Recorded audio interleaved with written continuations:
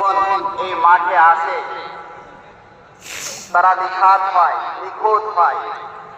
আল্লাহ তাবারক ওয়া তাআলা তাদের আত্মাকে সম্বোধন করে বলেন, ইয়া আইয়াতুহান নাফসুল মুতমাইন্নাহ, হে রোজাদারেরা, তোমরা পবিত্র ফেরেশতাগণদের মতো তোমরা স্বভাব আচরণ তাদের মতো তোমরা নিজেদের প্রবৃত্তিকে সংশোধন করেছ, আত্মশুদ্ধি করেছ। তোমরা তাদের সঙ্গে শামিল হও আর জান্নাতে প্রবেশ করো।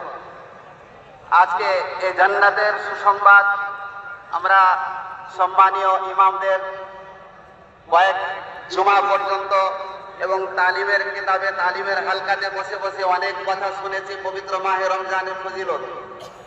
বিশেষ করে আজকে আমি বলবো এই কোরআনের আয়াত। আল্লাহ তাবারক ওয়া তাআলা বলছেন, তোমরা এই প্রশান্ত নফস তোমরা আত্মশুদ্ধি করে